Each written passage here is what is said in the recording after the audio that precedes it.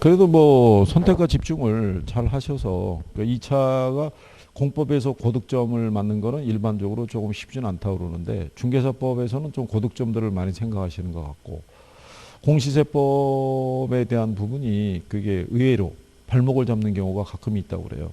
걔들도 정리를. 그러니까 뭐든지 과목이 하나씩이잖아요. 그게 짧은 기간에 정리한다는 게 쉽지는 않죠. 근데 공부의 밸런스를 위해서 어차피 도전을 하셨고 접수를 그렇게 했으면은 해보는 것도 방법이죠. 그래서 지금 시점에서는 뭐 그죠.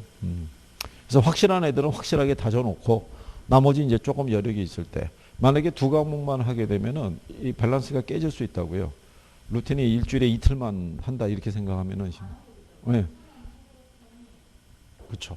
그러니까 쭉 해서 어차피 이제 뭐 한 며칠 안 남았잖아요. 그죠? 한 며칠 남았네. 열흘 한 그래서 한 40 뭐 그 정도 남았겠죠.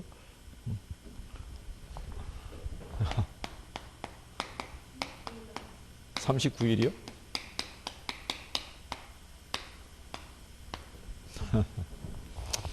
이게 1년이 금방 가요. 1년이 금방 가죠. 그러니까 모든 학원에서 공부하시는 분들이 시간의 흐름을 당황하는 거예요. 참 많이 남아있다고 생각했는데 이제 뭐 남은 게 한 40일밖에 안 남았다는 사실이 뭘 어떻게 할 수가 없는 시간이라고 생각하는 거죠. 그러니까 이게 인강을 통해서 이게 도전을 하신 분들이 초기에는 의욕이 있죠. 아, 남는 짜투리 시간을 활용해서 내가 뭔가 도전하고 있다는 사실이 좀 뿌듯하고, 뭔가 성취감을 갖다 기대할 수도 있을 것 같고 그런데 하다 보면 그 루틴이 지켜주지를 못한다는 얘기예요. 그러니까 지켜주지 못한 이유는 공부하다가 경제가 힘들어요. 그러면 거기서 손을 놔요. 그리고 몇 주 쉬면서, 그리고 방황하는 거죠. 아, 이게 다시 또 시작하면은 다시 처음부터 다시 해야 돼요. 그럼 그런 거를 반복을 하다 보면은 시간이 훌쩍 가거든요. 그러다가 벌써 시작은 11월 달에 했는데 그러면서 한두 달 지나고 났더니 내년 뭐 봄 되고 막 이러는 거예요. 그랬더니 다시 또 하려고 그랬더니 또 귀찮은 거예요. 조금 더 보고 할까? 코로나는 결국은 이게 핑계밖에 안 돼요. 코로나는. 코로나 핑계 대봐야 소용이 없는 게 모든 시험이 다 치러지고 있거든요. 그렇잖아요. 코로나 때문에 모든 자격 시험이 다 스톱이라고 그러면 이해를 할 수 있는데 코로나가 하더라도 어쨌든 시험장 날짜가 되면 그냥 가잖아요. 그죠?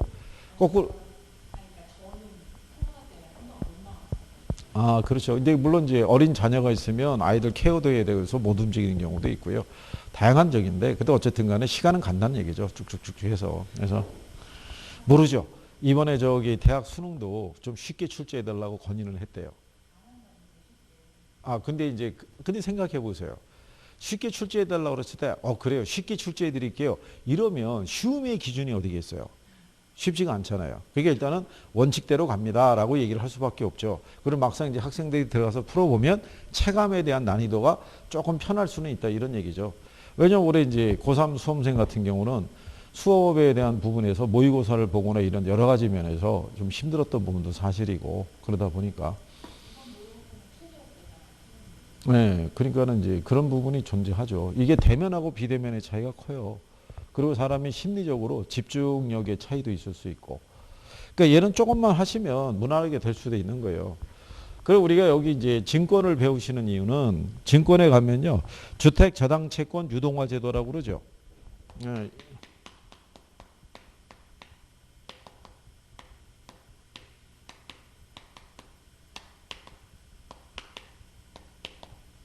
예, 제도의 취지를 얘기하면 이렇다는 얘기죠.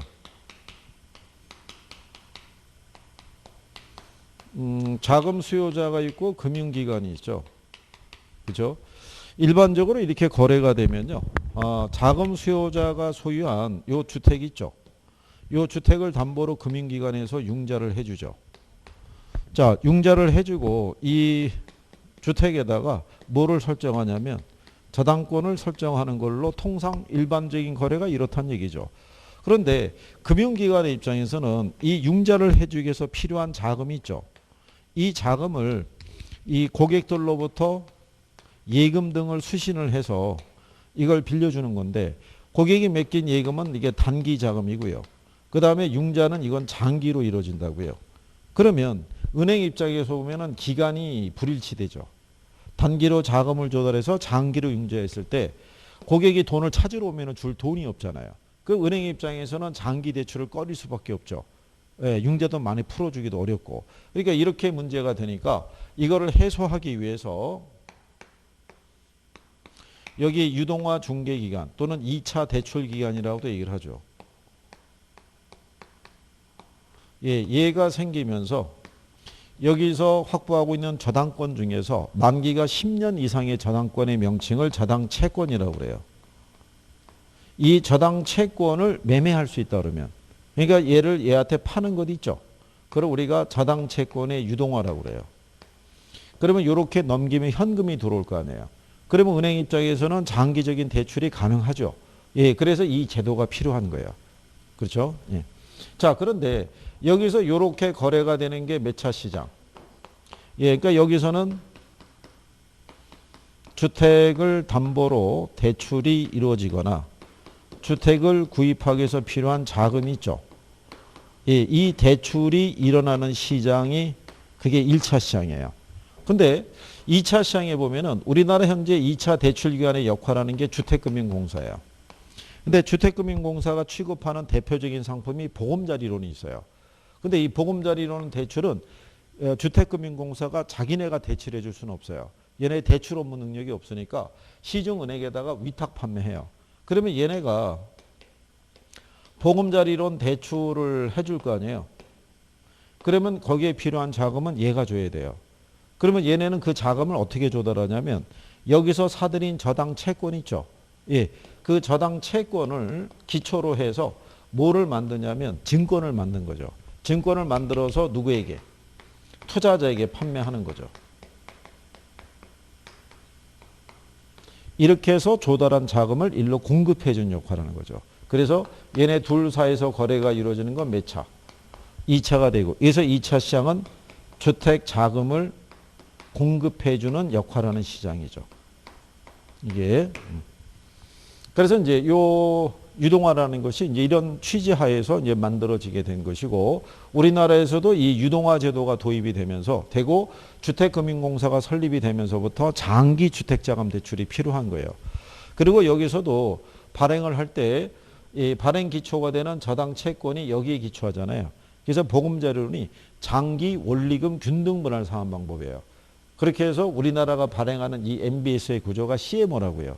CMO가 다계층이죠.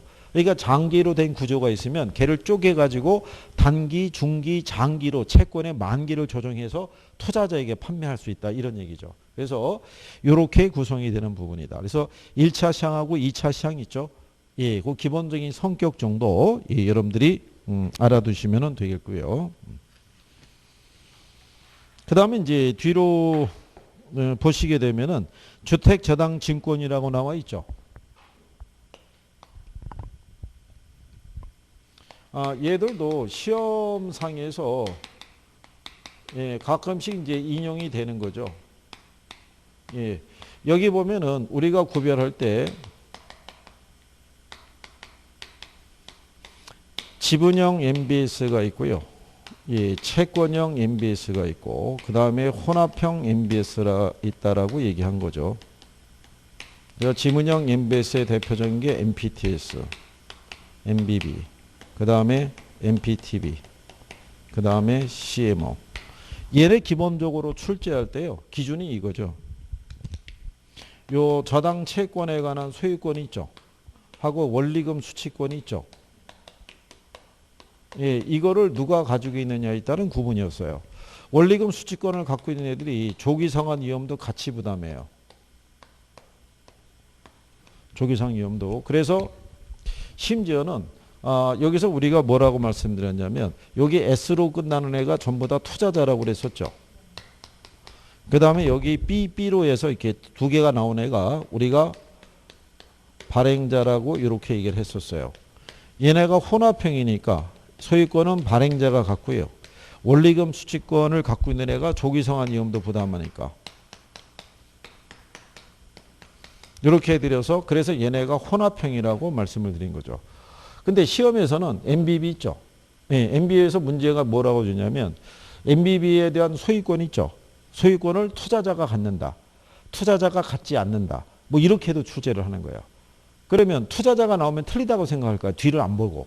그러니까 그 끝 문장까지 봐줘야 돼요. 그래서 누가 갖고 있냐에 따른 구분이죠. 그래서 여기는 MPTS 같은 경우는 여기 우리가 PT라고 하는 게 패스스루시잖아요. 패스스루의 의미가 자동이체라는 표현이에요. 그러면 여기서 들어오는 원리금이 있잖아요. 그걸 그대로 누구에게? 투자자에게 넘겨주는 거죠. 그러면 전체 자기네가 갖고 있는 채권이 만약에 100억 정도의 채권을 갖고 있으면 그중에 이 증권을 10억 정도를 만약에 이 사람에게 팔았잖아요. 그럼 일부 지분을 넘겨준 거잖아요. 100억 중에 일부를. 그러면 여기서 들어오는 원리금 중에서 10억에 해당하는 원리금은 그대로 누구에게? 투자자에게 넘겨주는 거죠. 그러면 그 10억에 해당하는 게 조기 상환이 들어오거나 하게 되면 수명이 일찍 끝날 수도 있죠. 그러니까 모든 책임을 다 누가? 투자자가 지는 구조로 발행하는 게 그게 MPTS라고 생각하시면 돼요. 근데 MBB 같은 경우는 보유하고 있는 자산이 100억짜리가 있잖아요. 그러면 만약에 MBB를 발행하게 되면 이거를 파는 게 아니라 이거를 담보로 제공하고 돈을 빌려오는 구조예요. 돈을. 네, 대신에 이 자기네가 이 부분에 대한 권리는 다 얘네가 갖고 있잖아요. 그죠? 대신에 여기 있는 투자자에게는 MBB를 매입하게 되면 만기 때까지 이자 지급은 보장을 해주는 거예요. 그래서 MBB는 여기 있는 요 자금 수요자가 조기 상환을 하든 어떤 상황이 발생하든지 간에 MBB 발행하면서 약정한 기간이 있죠. 이 기간 동안은 투자자에게 이자 지급은 해줘야 되는 거예요. 그래서 만기가 보장이 되는 거 뭐 하나 있다. MBB 하나가 있다라고 얘기하는 거예요. 자, 그런데 여기 있는 얘네들은 전부 다 한 종류예요. 만기가.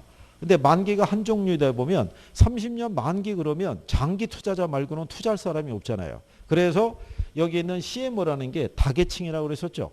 그럼 여기 있는 저당 채권 중에서 만기가 비슷한 애들끼리 묶어서 상품을 또 만든 거예요. 그러니까 파생 상품 안에 파생 상품을 또 만든 거예요. 그래서 만기가 3년짜리, 만기가 예서 5년짜리, 만기가 10년짜리, 만기가 20년짜리 이렇게 다양한 계층을 만들게 되면 단기 투자를 희망하는 사람, 중기 투자를 희망하는 사람, 장기 투자를 희망하는 사람을 다 흡수할 수 있죠.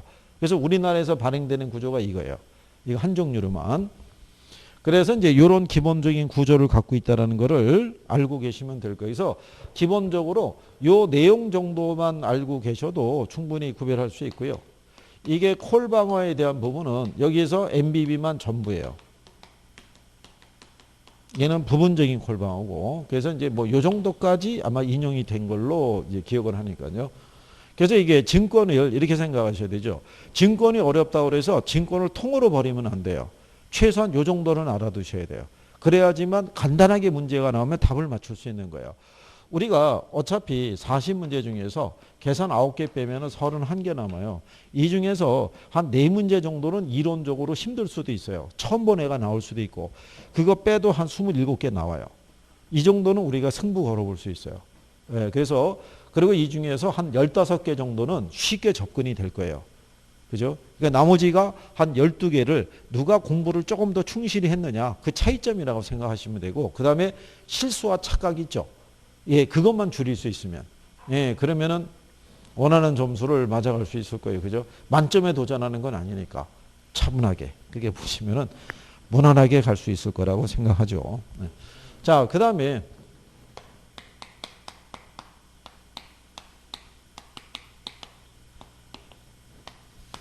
예, 우리 옆에 보면은 이제 주택금융공사를 적용을 했는데요. 주택금융공사에서 이번에 취급하는 상품 중에 보면요. 대표적인 게 뭐가 있냐면 보금자리론 있죠. 예, 제가 볼 때는 여기서의 신청 대상이 있죠. 예, 민법상 성년인 대한민국 국민이 있죠. 근데 재외 국민하고 외국 국적 동포도 이거 신청할 수 있다라는 거. 예, 그래서 그게 포인트가 될 수 있으니까 그거 구별하시면 되겠고요.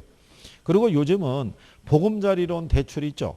예, 대출해 줬을 때 이번에 요게 뭐가 바뀌었냐면은 그 밑으로 가시게 되면은 양가로 7번에 전입 관련 유의 사항이 있죠. 예, 거기 보면은 2020년 7월 1일 신청 완료분부터 적용한다고 돼 있죠. 거기 보면은 대출 실행일로부터 3개월 이내에 본권 담보주택의 전입을 완료를 해야 돼요. 그리고 전입일로부터는 최소한 1년간 전입주택에 계속 거주하고 있어야 돼요.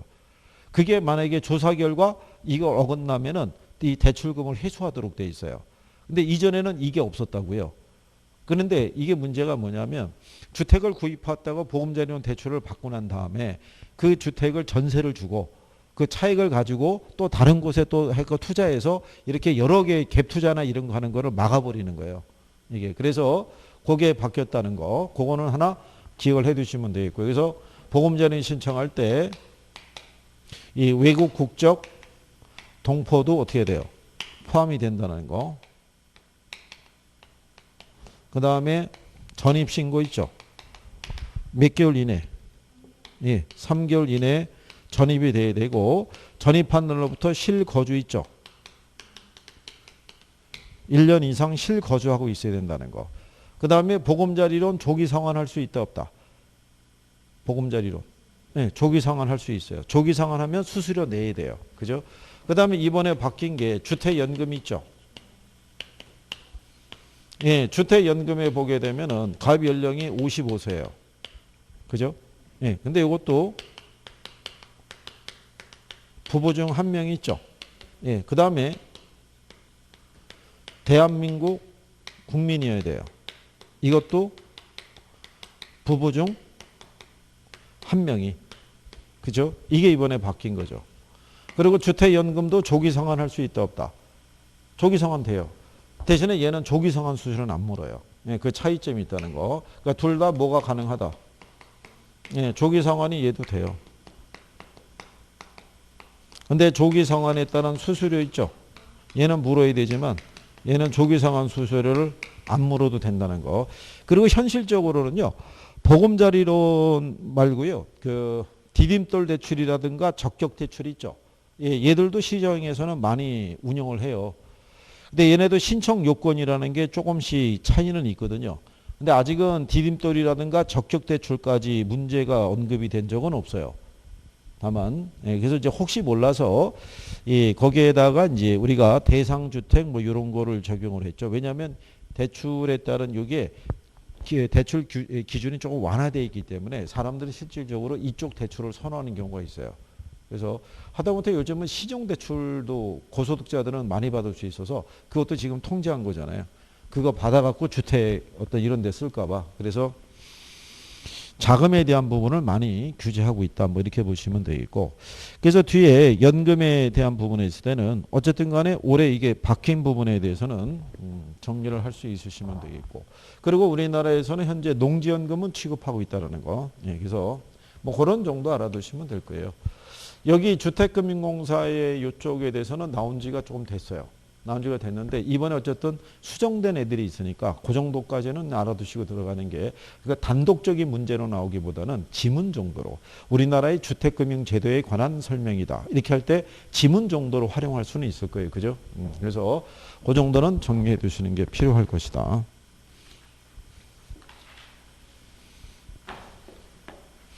그 다음에 이제 뒤로 넘어가시면 부동산 투자회사 제도라고 있죠. 얘도 시험상에서 잘 나와요.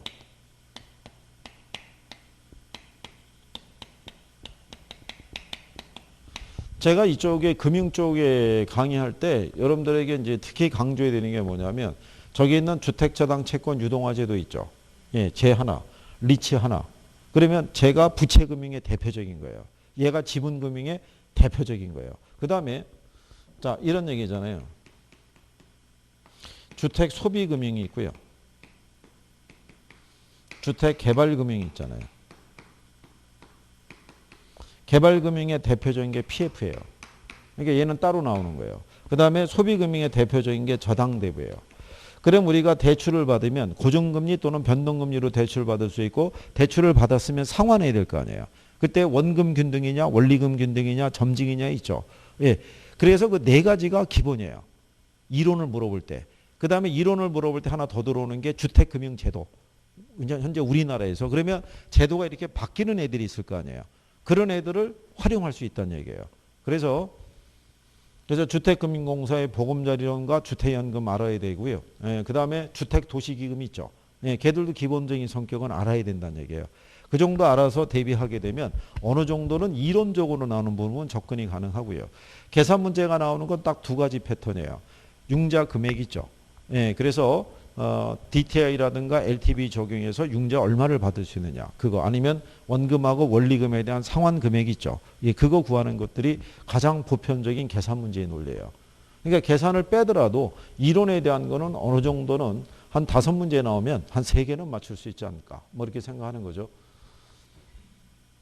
근데 원래 우리가 그렇게 가야 돼요. 5문제 대비 3개면 딱 60점이에요. 그런 식으로 가야 우리가 저기 6점을 무난하게 맞을 수 있는 거예요. 이게 나중에 해보시면요. 야, 이게 40문제에서 24개 맞는다는 게 쉬운 건 아니구나. 라는 걸 느껴요. 막 채점하다 보면 40번 막 들어가는데 할 때 보면 20개, 21, 22개 끝나는 경우가 많다고요. 그러니까 이게 누가 조금 더 세밀하게 정리했느냐 이 차이점이에요. 이게. 그러니까 지금 이렇게 박스로 정리가 돼 있어서 여러분들이 봤을 때 공부가 충실히 되신 분은 쭉 한번 읽어보면은 이게 툭툭툭 꽂히는 부분이 많은데 그게 정리가 안 된 분들은 이것도 힘들다고 생각하실 거예요.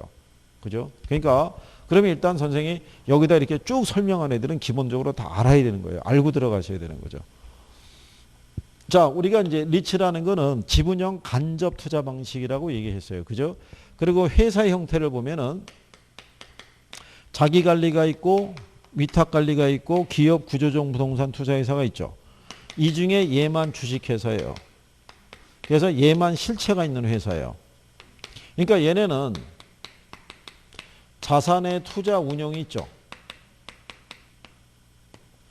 자산의 투자 운용을 얘네가 직접 하는 거예요. 그러니까 얘네는 주식회사이기 때문에 본점에 지점 설치할 수 있죠. 그 다음에 직원을 고용하거나 상근 임원을 둘 수 있는 거예요. 근데 여기 있는 위탁하고 기업 구조정은 얘네는 명목회사라고요. 그러니까 서류상으로만 존재하는 회사예요. 그러니까 얘네는 자산의 투자 운용을 직접 할 수 없으니까 자산관리회사에다가 뭐를 해야 돼요? 위탁을 해야 돼요.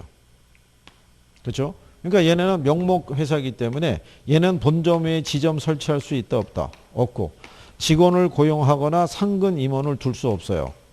예, 이거를 꾸준히 물어보는 거예요. 그리고 이거를 섞어서도 주는 거예요. 그러니까 이거는 알아두셔야 되는 거예요. 그죠? 예, 그래서 여기 있는 자산관리회사는 이 자산의 투자 운영만을 목적으로 설립하는 회사예요. 다른 업무는 할 수가 없다라는 거. 예, 그래서 이런 기본적인 구조는 알아두셔야겠고요. 그 다음에 우리가 이제 박스에 구분해 드린 것처럼 리츠법을 구별해 놨잖아요. 예. 자, 리츠법에 대한 거를 구별했을 때 자기관리가 있고 위탁관리가 있고 기업 구조조정이 있죠. 자, 여기서 보면 설립자본금이 있죠. 예, 얘가 5억이라고 그랬죠.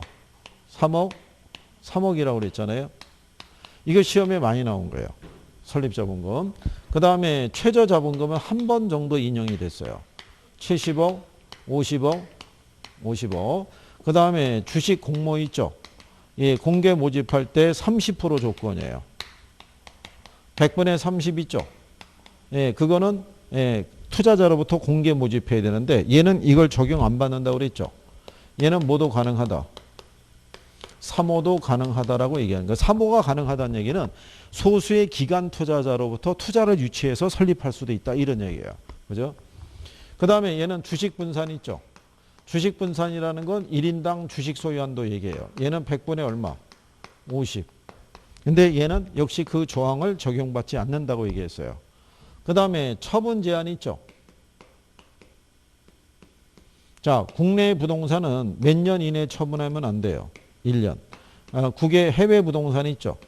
해외 부동산은 정관에서 정하라고 그래서 자율로 정하도록 되어 있고요. 얘는 처분 제한을 안 두죠.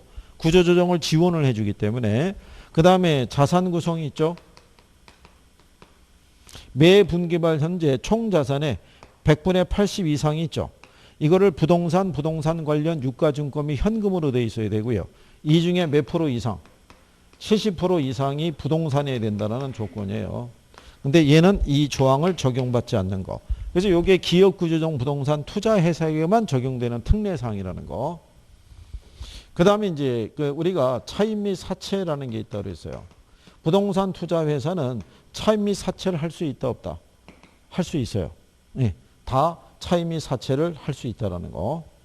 이것도 시험에 나온 거죠. 그러니까 이런 리치법에 대해서는 기본적으로 정리를 하고 들어가셔야 된다는 거. 그래서 여기 박스로 정리해드린 내용 정도는 기본적인 숙지는 좀 되셔야 된다는 거죠.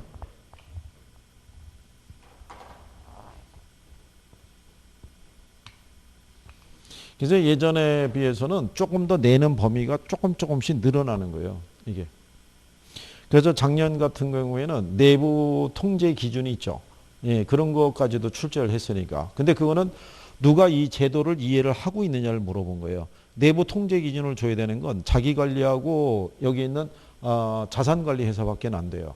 왜냐하면 얘네들은 명목 회사이기 때문에 아까 얘기한 것처럼 본점에 지점을 둘 수도 없고 직원을 고용하거나 상근 임원을 둘 수도 없기 때문에 직원들에 관한 내부 통제 기준은 쟤들이 만들 수는 없어요. 그러니까 그 업무를 대행해주는 자산관리회사하고 자기관리만 만들 수 있죠. 그래서 그런 내용 정도를 숙지할 수 있으시면 되죠. 그 다음에 이제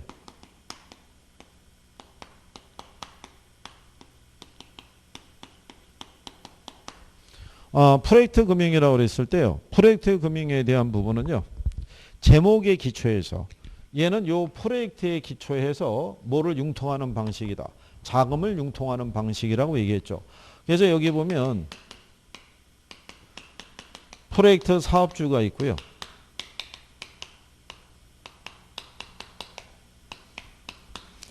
프로젝트 사업주가 자기가 뭐를 설립하는 거예요.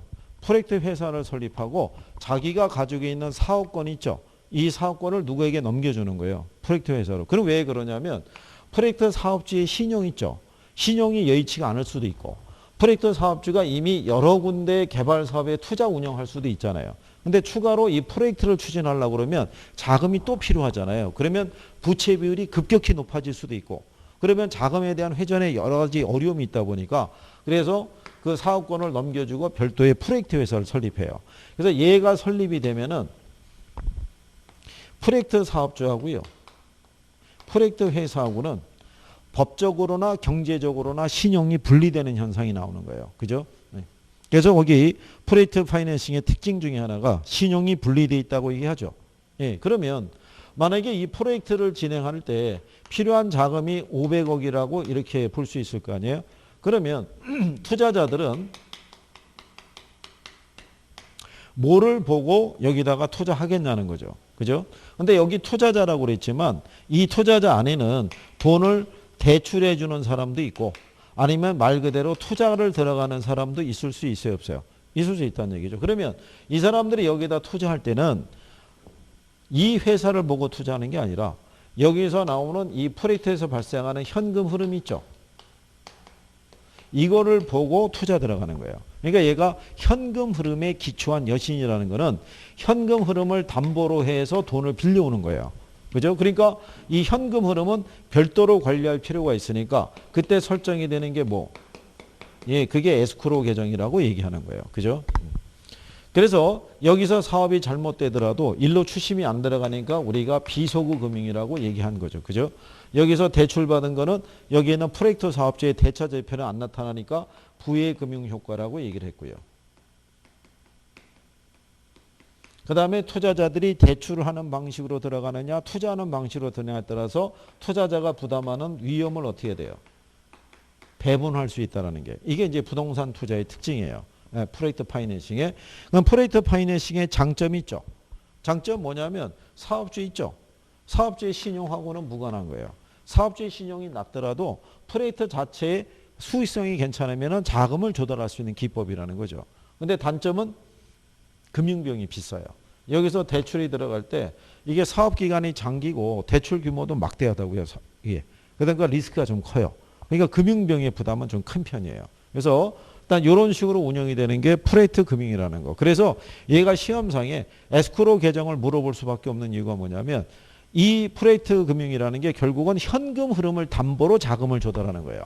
그러니까 이 현금 흐름의 관리가 중요한 거예요. 그래서 에스크로 계정에 대한 부분을 시험상에서 빼놓지 않고 물어보는 거예요. 그러니까 그거 정도는 기억을 해 두셔야겠고요. 그 다음에 이제 뒤로 넘어가시게 되면 이게 이제 부동산 이제 개발에 대한 부분이 들어가 있었을 때요. 거기 보시면 제일 먼저 나오는 게 부동산 개발업의 관리 및 육성에 관한 법률상의 부동산 개발이라고 해놨죠. 예, 그래서 거기서 우리가 뭐는 기억해 달라고 그랬냐면 그 법률 중에서 시공을 담당하는 행위는 어떻게 돼요? 제외한다는 거. 예, 그래서 그거 하나 기억을 해 두시면 되겠고, 그 다음에 부동산 개발의 단계라고 해놨죠. 단계 안에 보게 되면요, 개발 사업에 따른 예비적 타당성 분석이 있죠. 예, 그래서 그 중에서도 거기 양가로 2번에 대한 부분이 있죠. 개발 방향을 설정하기 위해서 사업 시행 이전에 개발 여건 및 개발 잠재력을 분석하는 방법이 있죠. 그게 바로 예비적 타당성 분석에 해당이 된다는 거.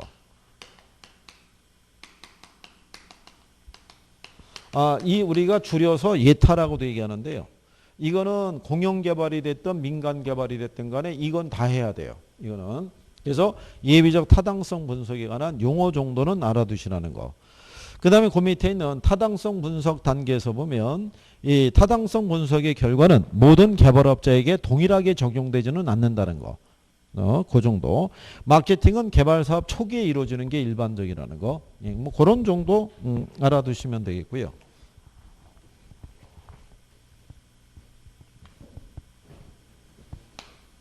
예, 그 다음에 이제 세 번째로 나오는 게 개발에 따른 위험이죠. 그래서 이게 법률적 위험도 있고요.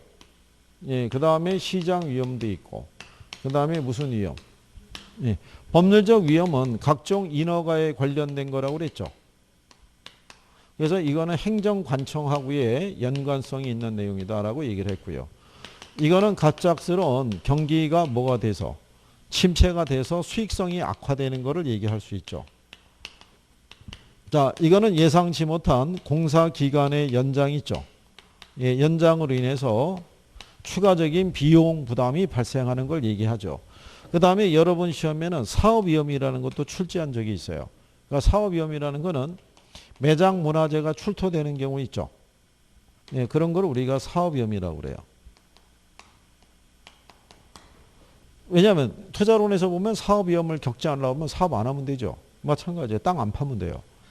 땅 밑에 뭐가 있는지 어떻게 알겠어요. 그죠? 그래서 이게 시험상에서 나타난 적이 있다. 그래서 이제 그런 경우고요.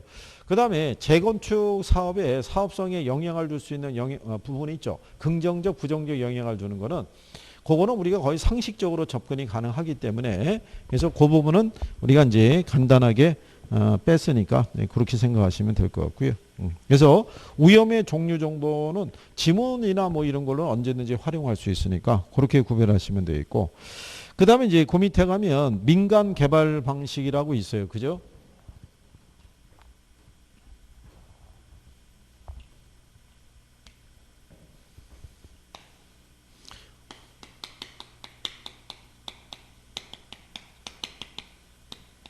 근데 가만히 보면 이게 큰 제목 주고요. 소제목으로 들어가서 선생이 강조하는 게 한 10가지씩이거나 그러진 않아요.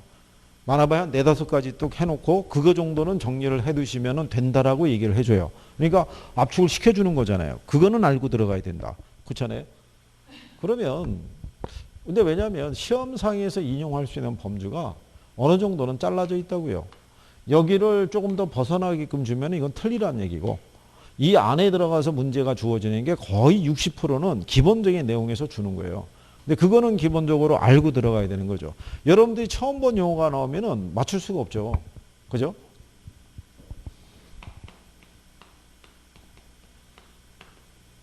공안지세라고 들어보셨나요? 공안지세.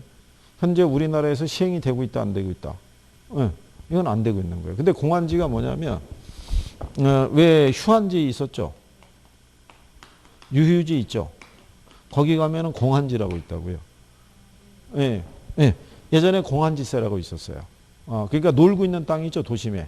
이게 아무것도 건축이 안 되는 땅에게는 세금을 과세를 했다고요. 비싸게. 그러면 그 세금 부담을 피하기 위해서 토지 소유자들이 여기에다가 컨테이너 박스 같은 가건물 같은 거 놓는 거예요. 그 나중에 토지를 매매할 때는 이것도 자기 들어간 비용이라고 이것까지 플러스해서 거래했다고요. 그러니까 오히려 땅값이 올라가는 부작용을 초래했던 게 공안지수였어요. 그래서 얘가 지금은 적용을 안 한다고요. 그러니까 예를 들어서 근래 시험에 나오는 거 보면 현재 정부가 시행하고 있는 정책이 아닌 게 뭐냐 이런 게 나오잖아요. 나왔을 때 이런 애들이 들어가면 당황하는 거죠. 이제 처음 본 애들이 들어오면. 그러니까 나중에 이제 문제로 만나게 될 거예요. 문제에서 한번 쭉 정리 한번 하셔야 되니까. 그 세법에서 보면은 요즘 그 종토세라고 부과하나요? 그러니까 이제 그런 게 나올 수 있다는 거죠. 지금 잘 모르겠거나 하나 아니나 이렇게 착각할 수 있는 것도 있죠. 예, 그런 것들을 해서 이제 물어볼 수도 있는 거예요. 그러니까 그렇게 해서 새롭게 나오는 애들 말고는 기본적인 거는 항상 물어봐야 되는 애들은 물어본다고요. 그러니까 거기는 기초적으로 정리가 되셔야 된다는 얘기죠. 자, 우리가 민간 개발 방식이 있을 때요. 이게 자체 개발이 있죠. 자체 개발의 또 다른 표현이 뭐냐면 지주 자력 개발이에요. 그러면 이거를 써드린 이유가 뭐냐면 자체 개발의 사업 주체는 토지 소유자라는 얘기예요. 그러면 돈도 누가 조달해요? 토지 소유자. 이익도 토지 소유자가 가져가고 위험도 이 사람이 다 부담하는 거예요. 모든 걸. 그러니까 너무 한쪽으로 치우쳐 있잖아요. 그거를 피하기 위해서 만들어낸 게 지주 공동사업이에요. 개발업자하고 지주하고 이제 조인을 해서 개발 사업을 추진할 때 지주 공동사업 안에 들어가게 되면 공사비를 대물로 변제해 주는 것 있죠. 이것의 또 다른 표현이 뭐라고 그랬냐면 등가 교환 방식이라고 얘기했어요. 그죠? 그 다음에 공사비를 갖다가 분양금으로 지급하는 형태도 있고요. 그 다음에 투자자를 모집하는 형태도 있고, 그 다음에 이제 우리가 사업 무슨 방식? 위탁 또는 수탁 방식이 있다고 그랬죠. 사업 또는 위탁 수탁 방식에서는 사업 주체가 누가 돼요? 사업 주체가. 이게 지주라고요. 토지 소유자. 개발 자금도 이 사람이 조달하고요. 그죠? 이 사람이 이렇게 건물을 어떻게 돼요? 완공을 해요. 그러면은 여기서의 개발업자 있죠? 예, 개발업자는 이 건물에 따른 사업 시행을 대행해 준다고 그러죠. 그러니까 분양 대행을 해주는 거예요. 분양 대행을 해주고 거기에 따른 뭐만 받아가는 방식이다. 수수료만 받아가는 방식이 사업 위탁 방식인 거예요. 예, 근데 여기 있는 토지 신탁 개발 방식 있죠.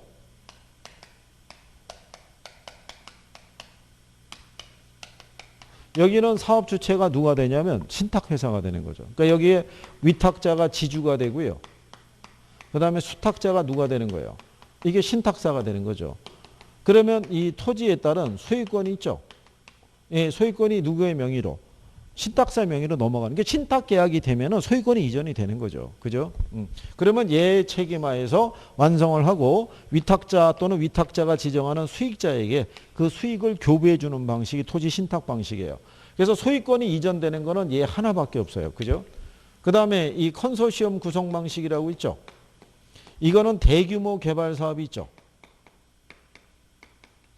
대규모 개발 사업을 추진할 때 여러 개의 기업이 연합법인을 설립해서 이 사업을 추진하는 방식이라고 얘기를 하는 거예요. 그죠? 이런 경우가 뭐 현장에서는 많이 발생해요. 사업 규모가 크잖아요. 또 이게 동서를 가로지르는 무슨 뭐 기차 있잖아요.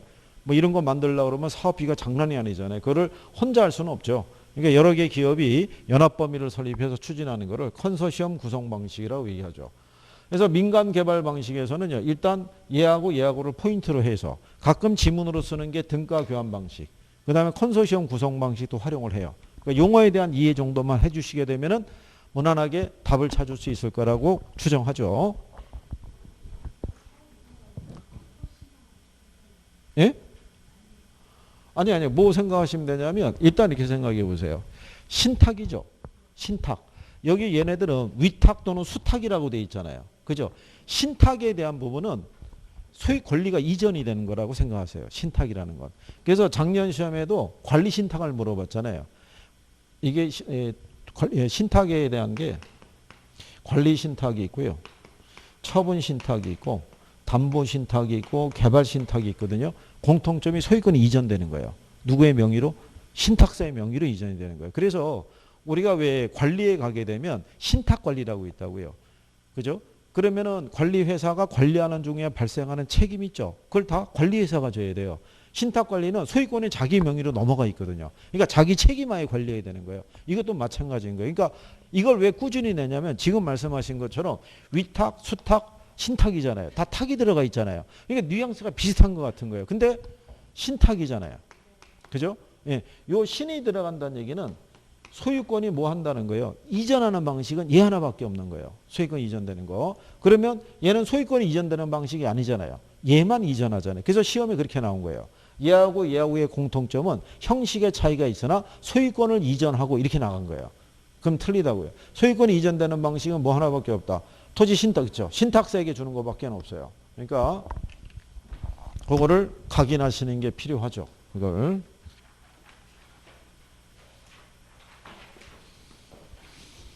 자, 그래서 이제 여기에 대한 내용을 하셨고요.